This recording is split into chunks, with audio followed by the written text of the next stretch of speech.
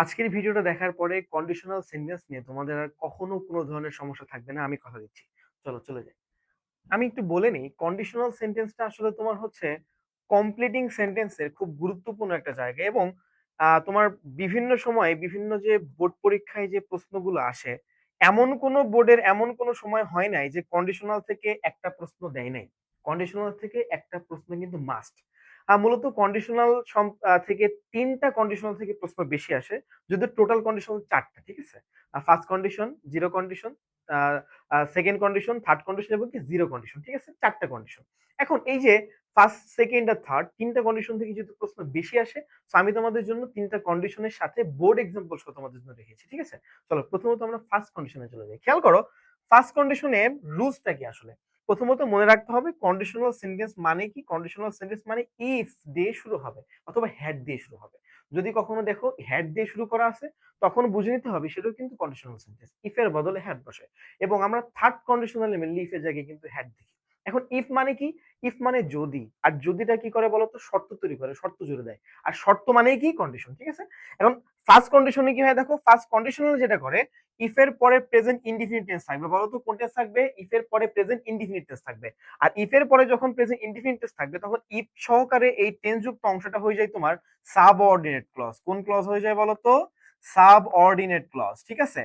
এই সাবঅর্ডিনেটের পরে এই যে নতুন যে ক্লজটা, এই পাশে যে ক্লজটা তৈরি হবে, সেটা হচ্ছে তোমার হবে প্রিন্সিপাল ক্লজ। এই ক্লজের নাম কি বলতো? Principal clause. প্রিন্সিপাল ক্লজ, প্রধান ক্লজ যেটাকে বলে। এখন এই প্রিন্সিপাল ক্লজে কি হবে বলতো? ইফ এর পরে যখন প্রেজেন্ট ইনডিফিনিট টেন্স হবে, তখন প্রিন্সিপাল ক্লজ হয় ফিউচার ইনডিফিনিট টেন্স। কোন টেন্স হয় বলতো? Future indefinite tense. এখন কোন কোন জায়গায় ফিউচার ইনডিফিনিট দিয়ে কিন্তু যখন অর্থ প্রকাশ করা যায় না, তখন সাবজেক্টের পরে, মনে করে ধরে নাও যদি ফিউচার ইনডিফিনিট দিয়ে অর্থ করা যায় বা বাক্যটা হচ্ছে, তখন সাবজেক্টের পরে কি হবে? উইল প্লাস কি ভার্বের প্রেজেন্ট ফর্ম প্লাস এক্সটেনশন, ঠিক আছে।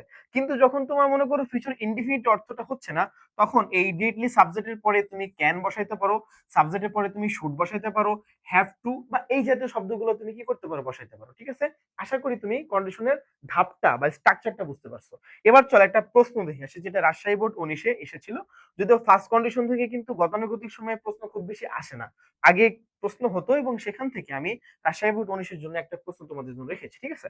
খেয়াল করো, বলতেছে ইফ আ ম্যান সজ গুড সিডস। এখন খেয়াল করো, ইফটা কন্ডিশনাল মার্কার, তাই না? তারপরে বলতেছে আ ম্যান, এটা আমেনটা কি বলতো? একটা সাবজেক্ট। তারপরে বলতেছে সোজ গুড সিডস। তাহলে দেখো সাবজেক্টের পরে এই যে এটা হচ্ছে ভার্বের প্রেজেন্ট ফর্ম। তাহলে সাবজেক্টের পরে ভার্বের প্রেজেন্ট ফর্ম থাকলে সেটা কি বলতো?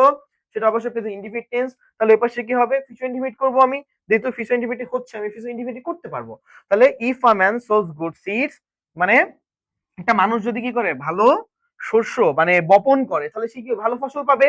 তাহলে কি হবে বলতো? সাবজেক্ট আমি হি নিলাম, he will get good harvest in future, ঠিক আছে, দিলাম।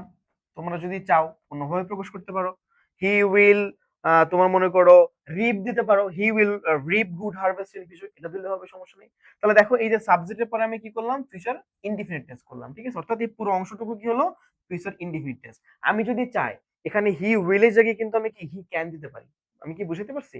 যদি কোনো জায়গায় উচিত অর্থ বোঝায়, তখন কিন্তু সেখানে ক্যান বা উইল এর বদলে আমি শুড দিতে পারি। যদি কোনো কিছু বাধ্যকতা বোঝায়, যেমন I have to do it, he has to do it, এরকম ভাবে তাকে করতে হবে, আমাকে করতে হবে, এরকম বুঝালে তখন কি হবে?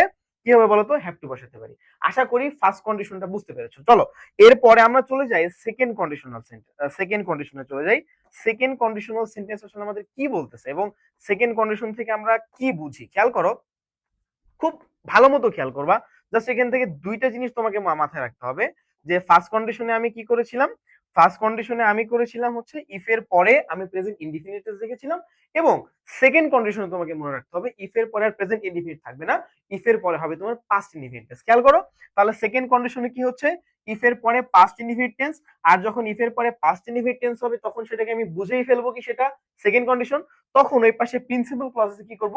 প্রিন্সিপাল ক্লজে তোমার সাবজেক্টের পরে উড অথবা কুড অথবা মাইট, তারপরে কি বলতো? ভার্বের প্রেজেন্ট ফর্ম প্লাস কি এক্সটেনশন। আমরা অলরেডি জানি যে উড কুড মাইট এগুলোকে বলা হয় তোমার মডেল অক্সিলিয়ারি ভার্ব। আর মডেল অক্সিলিয়ারি ভার্বের পর অবশ্যই কি ভার্বের প্রেজেন্ট ফর্ম হয়, এটা আমরা জানি, ঠিক আছে। তাহলে এ হচ্ছে সেকেন্ড কন্ডিশনাল স্ট্রাকচার। চলো আমরা একটু ট্রাই করি। এখানে যশোর বোর্ড 23 একটা প্রশ্ন আমি তোমাদের জন্য নিয়েছি। দেখো কোশ্চেনটা কি বলতেছে, বলতেছে if I had the wings of a bird. এখন অনেকে হ্যাড দেখে কিন্তু এটাকে পাস্ট পারফেক্ট বলে দিতে পারো, অনেকে যারা জানো না একটু ভালো মতো ক্লিয়ার করে দেয়। দেখো এখানে ইফটা হচ্ছে তোমার কন্ডিশনাল ওয়ার্ডের মার্কার, আইটা কি বলো সাবজেক্ট। এই যে আয়ের পরে যে হ্যাড বসেছে, এই হ্যাডটা কিন্তু এসেছে হ্যাভ ওয়ার্ড থেকে। হ্যাডটা কই থেকে আসছে বলতো, হ্যাভ। আর হ্যাভ এর কিন্তু তোমার ভি টু বা পাস ফর্ম হচ্ছে তোমার হ্যাড, ঠিক আছে। তাহলে এই হ্যাডটা হচ্ছে কি বলতো ভি টু ফর্ম। হ্যাডটা কি ফর্ম বলতো, ভি টু। আর সাবজেক্টের পরে ভি টু বা পাস ফর্ম মানে কি বলো পাস্ট ইনডিফিনিট। তার মানে ইতোমধ্যে আমরা বুঝে ফেলছি এটা সেকেন্ড কন্ডিশন। এবার খেয়াল করো আমরা কি করব, যে if I had the wings of a bird, আমার যদি একটা পাখা থাকতো, পাখির পাখা থাকতো, আমি কি করতাম, আমি আকাশে উঠতাম।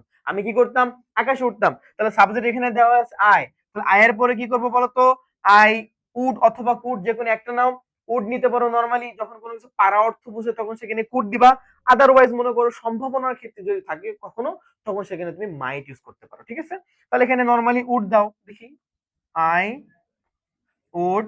তারপরে দেখো তো উডের পরে কি করব, এই যে বলা আছে উড কুড মাইটের পরে ভার্বের প্রেজেন্ট ফর্ম। ভার্বের কোন ফর্ম বলো তো, প্রেজেন্ট ফর্ম। তাহলে কি হবে, আই উড ফ্লাই দিলাম, তারপর হচ্ছে ইন দ্য স্কাই।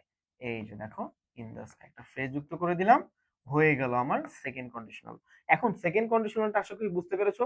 যে কোনো বাক্যে প্রথমত দেখবা এই সাবঅর্ডিনেট ক্লজ অর্থাৎ ইফ যুক্ত ক্লজটা বামে থাকুক ডানে থাকুক বাক্যের মাঝে থাকুক যেখানে থাকুক না কেন, তোমাকে বুঝতে হবে যে ইফ ক্লজটা আসলে কোন টেন্সে আছে।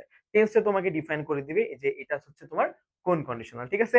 চলো একদম লাস্ট পর্যায়ে আমরা চলে যাব হচ্ছে থার্ড কন্ডিশনে, যেখান থেকে না প্রচুর পরিমাণে প্রশ্ন হয়। থার্ড কন্ডিশন থেকে কিন্তু বেশি প্রশ্ন আসে বোর্ডগুলোতে, এবং আমরা দেখতে পাই থার্ড কন্ডিশন থেকে যখন বেশি প্রশ্ন আসে সেক্ষেত্রে কিন্তু স্টুডেন্টরাও কিন্তু সব থেকে বেশি ভুল এই থার্ড কন্ডিশন থেকে করে ফেলে। হ্যাঁ, এখন খেয়াল করো থার্ড কন্ডিশনালের ক্ষেত্রে মনে রাখতে হবে, আমি আগেই বলেছিলাম কন্ডিশনালটা ইফ দিয়ে হইতে পারে, আবার কি হইতে পারে, হ্যাড দিয়েও শুরু হইতে পারে। ইফ দিয়ে হোক আর হ্যাড দিয়ে হোক মনে রাখবা থার্ড কন্ডিশনের ক্ষেত্রে এখন যেটা হচ্ছে ইফের থেকে হ্যাড দিয়ে প্রশ্ন বেশি আসতেছে। ওকে, আমি কি বুঝতে পারছি। এখন খেয়াল করো স্ট্রাকচারে চলে যায়। প্রথম condition, first conditional, second conditional গেল। থার্ড কন্ডিশনে যেটা হবে ইফ এর পরে হবে পাস্ট পারফেক্ট টেন্স। কোন টেন্স বলো তো, ইফ এর পরে পাস্ট পারফেক্ট টেন্স। আর পাস্ট পারফেক্ট টেন্স মানে কি বলতো, সাবজেক্টের পরে হ্যাড প্লাস কি ভি থ্রি ভার্বের পাস্ট পার্টিসিপল ফর্ম। এই জিনিসটা মাথায় রাখতে হবে। সাবজেক্টের পরে হেড এর পরে যখন পাস্ট পার্টিসিপল ফর্ম হবে তখন সেটাকে আমি কি বলবো বলতো, পাস্ট পারফেক্ট টেন্স বলবো। আচ্ছা মনে রাখো যে ইফ এর পরে যদি পাস্ট পারফেক্ট টেন্স হয় সেটাকে আমি কি বলবো, থার্ড কন্ডিশন বলবো। কোন কন্ডিশন বলবো, থার্ড কন্ডিশন বলবো। আর থার্ড কন্ডিশন হলেই কি হবে, ওই পাশে যে প্রিন্সিপাল ক্লজটা আছে এই ক্লজে প্রথমত সাবজেক্ট, তারপরে মনে করো উড হ্যাভ, কুড হ্যাভ অথবা মাইট হ্যাভ, তারপরে ভি থ্রি, বিকজ হ্যাভটা হচ্ছে পারফেক্টিভ। আর হ্যাভ এর পরে অবশ্যই কি হবে বলতো, ভি থ্রি। তারপরে according to the sentence, according to the accent of the sentence আমি একটা এক্সটেনশন বসাই দিব। আমি কি বুঝাতে পারছি। এখন খেয়াল করে এই জায়গাতে সেকেন্ড কন্ডিশনে যেখানে শুধুমাত্র ছিল উড কুড মাইট, কিন্তু থার্ড কন্ডিশনে তোমার হচ্ছে উড হ্যাভ কুড হ্যাভ আর কি বলতো মাইট হ্যাভ, ঠিক আছে। আশা করি বুঝতে পেরেছো স্ট্রাকচারটা, কতটুকু বুঝতে পেরেছো। চলো আমিও তোমাদের সাথে প্র্যাকটিস করি, তুমিও প্র্যাকটিস করো, আমি তোমাদের প্র্যাকটিস করাই, ঠিক আছে। এই যে রাজশাহী বোর্ড 23 একটা প্রশ্ন আমি দেখতে পাচ্ছি, আমি তোমাদের জন্য রেখেছি। এখানে বলতেছে যে if I had been hungry, ভালো মতো খেয়াল করো। ইফটা হচ্ছে তোমার কন্ডিশনাল মার্কার, আইটা সাবজেক্ট, তারপরে হ্যাড আর বিন। হ্যাড বসেছে, এই বিনটা হচ্ছে তোমার বি এর, বিটা হচ্ছে তোমার এখানকার বেস ফর্ম। এখানকার বেস ফর্মটা কি বলতো বি। এই বি থেকে হয়েছে কি বিন, বি বিন বিন। তাহলে বিনটা হচ্ছে এখানে V three form, past participle form, ঠিক আছে। তাহলে if I had been hungry already বুঝতে পেরেছি এটা পাস্ট পারফেক্ট টেন্স। আর পাস্ট পারফেক্ট টেন্স মানে কি বলতো, ডিরেক্টলি হচ্ছে থার্ড কন্ডিশনাল সেন্টেন্স। ওকে, এখন আমরা বুঝে ফেলছি। তাহলে আমি কি করব, ওই পাশে প্রিন্সিপাল ক্লজে চলে যাই, ঠিক আছে। তাহলে প্রথমত আমি কি করব, প্রথমত একটা সাবজেক্ট নিব। তাহলে এখানকার সাবজেক্টটা কি বলতো, আই। সাবজেক্টটা কি আই, তাহলে আমি সাবজেক্ট নিলাম, সাবজেক্ট নিলাম আই। বলতেছে if I had been hungry, আমি যদি ক্ষুধার্ত হইতাম আমি কিছু খাবার খাইতাম, তাই না। তো লেখো তাহলে আই উড হ্যাভ, তোমরা চাইলে কুড হ্যাভ লিখতে পারো বা মাইট হ্যাভ লিখতে পারো, বাট কুড হ্যাভটা আমি আবারও বলছি, কুড হ্যাভটা তোমার হচ্ছে কোনো কিছু পারা অর্থ, ক্যান থেকে কুড হয়, কোনো কিছু পারা অর্থ বললে সেখানে কুড দিবা, কুড হ্যাভ ইউজ করবা। আর কোনো কিছু সম্ভাবনার ক্ষেত্রে ইউজ করবো মাইট হ্যাভ, ঠিক আছে।